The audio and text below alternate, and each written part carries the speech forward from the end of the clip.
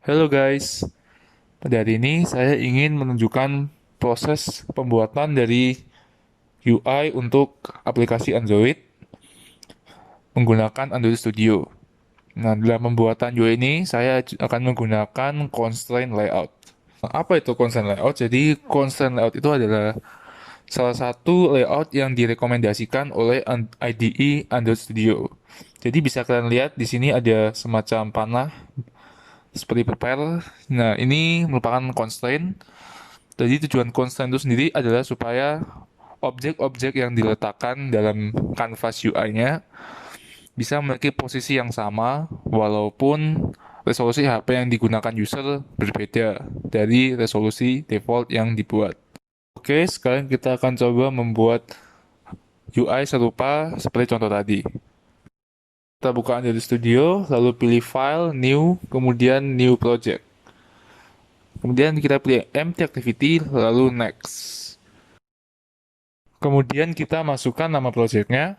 Dalam memberikan nama project, pastikan tidak ada white space atau spasi. Dalam project ini saya akan berikan nama code layout.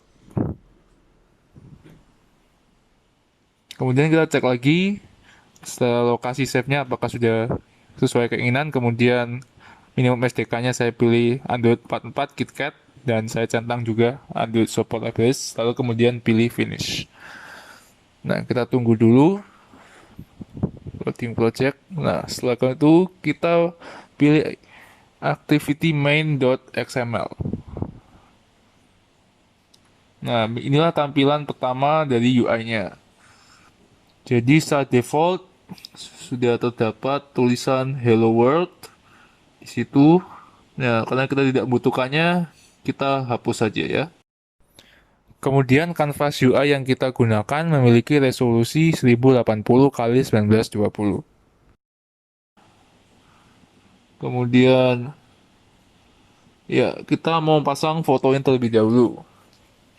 Nah, untuk pasang foto ini kita menggunakan image view.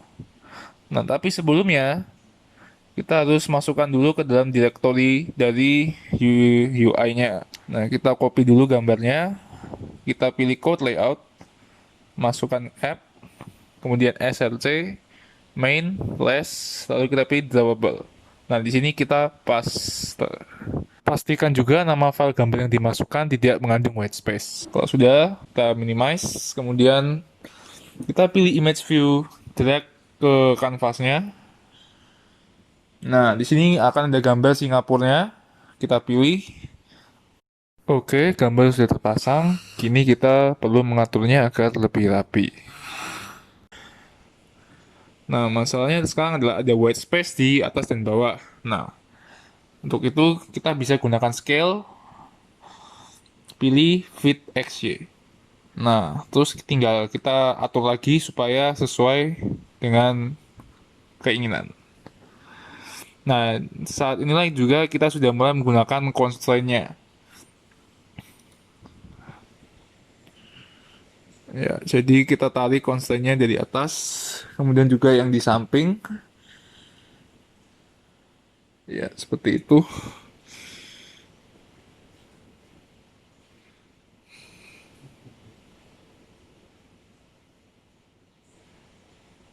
Ya, jadi ini sudah terpasang ya constraint-nya. Kemudian, ya kalau memang masih mau diatur lagi masih bisa. Nah, sekarang gambarnya sudah selesai. Oke, gambarnya sudah terpasang. Sekarang kita akan menambahkan teks di bagian bawahnya. Nah, kita gunakan text view.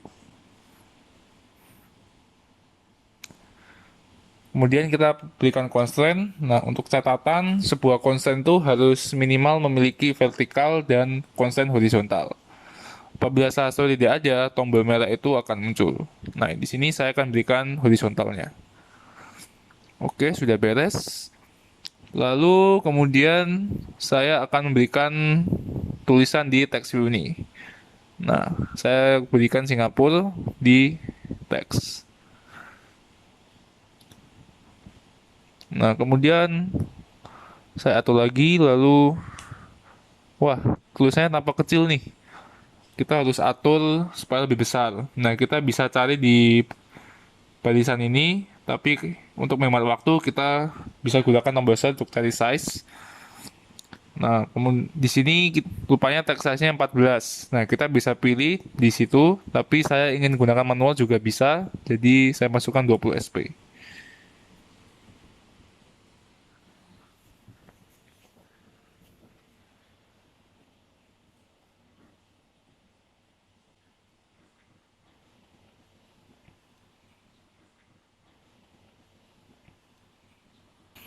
Kemudian kita masukkan juga untuk tulisan kamera tadi. Nah, kita ambil lagi text view-nya, kita pasang constraint-nya di bawah tulisan Singapura supaya memastikan bahwa tulisan kamera akan selalu ada di bawah Singapura. Nah, kemudian kita atur lagi untuk ukurannya. Kali ini saya pilih 18 SP. Lalu, ya kita beri nama kamera.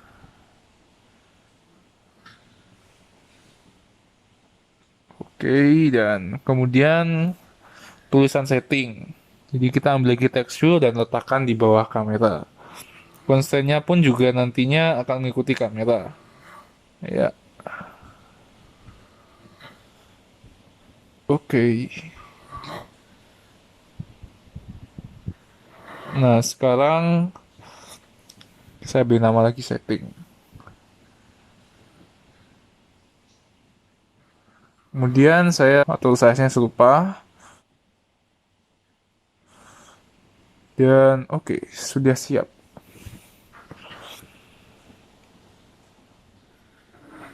Nah, sekarang kita mau memberikan text box di sebelah kamera dan sebelah setting. Maka kita pilih text, lalu pilih yang plain text. Nah, kita pasang di sebelahnya.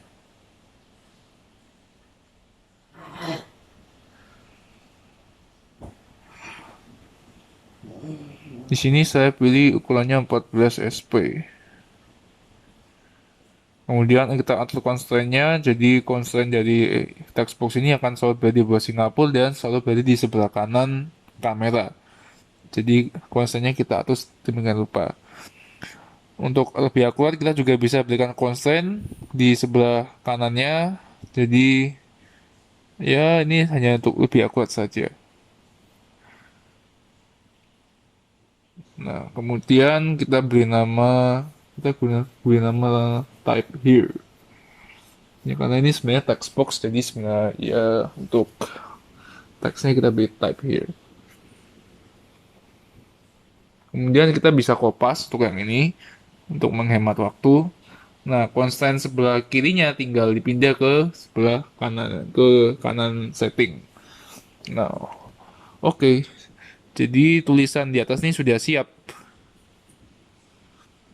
Nah, sekarang kita mau menambahkan keterangan teks keterangan dari Singapura. Jadi kita gunakan text view. Lalu kita atur ukurannya agar sesuai dengan contoh. Oke, kemudian jangan lupa untuk berikan constraint-nya di bawah text box di sebelah kiri dan juga constraint di sebelah kanan. Nah, kita atur lagi posisinya agar lebih rapi. Kemudian kita input ke dalam teksnya keterangannya. Nah, lalu kita pastikan juga untuk menggunakan white space di bawahnya untuk bisa menghemat tempat. Kemudian kita rapikan lagi agar bisa simetris dengan di atasnya. Oke, text view untuk keterangan Singapura sudah selesai. Nah, sekarang kita akan masukkan kedua button yang ada di bawahnya. Untuk itu, kita pilih button, kemudian pilih yang di atas, lalu drag ke canvas.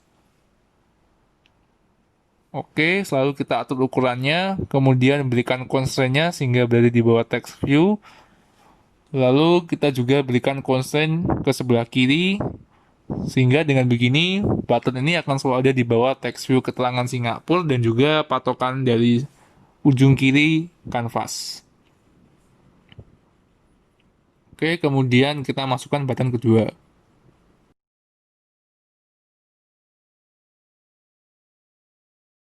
Oke, button kedua sudah saya masukkan, kemudian kita atur lagi jarak antara kedua button. Lalu kita atur juga ukuran button kedua agar sama dengan button pertama. Oke, kemudian kita masukkan konstan di atas, lalu masukkan juga konstan di sebelah kirinya. Nah, untuk konstan di sebelah kirinya ini, kita gunakan patokannya itu di button pertama, memastikan agar button kedua ini selalu di sebelah button pertama. Nah, lalu kita atur lagi jaraknya agar lebih rapi. Kemudian setelah selesai, kita masukkan teksnya. Untuk button pertama, kita berikan display. Nah, lalu button kedua, kita masukkan teksnya upload.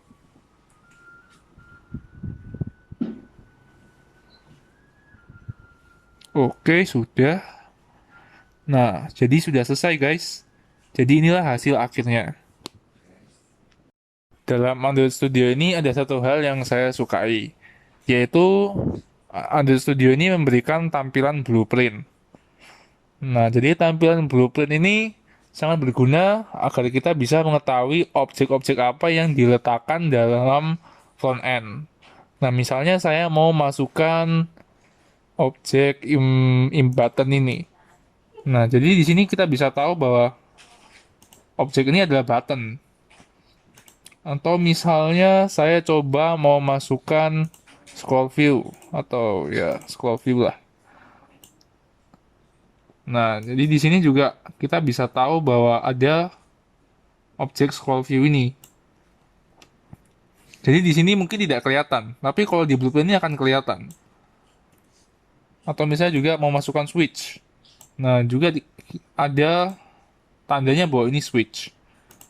Nah, selain itu kita juga bisa atur posisi lalu blueprint ini. Misalnya saya mau atur image view ini ke bawah, nah di front end juga ikut keatur. Nah jadi kita harus berhati-hati juga. Apa yang kita ubah di blueprint ikut terubah di front end-nya. Tidak hanya itu, constraint pun juga bisa kita atur. Misalnya saya mau ubah ke image view, nah berubah juga di front end-nya. Begitu guys. Nah, blueprint ini sebenarnya sangat berguna juga apabila bekerja sama dengan banyak orang dalam pembuatan satu project. Jadi kita bisa tahu objek apa saja yang sudah dimasukkan oleh tim kita yang lain dalam project yang sama. Nah, inilah keunggulan dari Android Studio, yaitu sungguh user friendly juga dengan developernya. Oke, sekian dari saya. Saya Hansicat Alimata Jaya dari jurusan AMT 19, pamit undur diri. Sampai jumpa lagi di video berikutnya. Bye guys.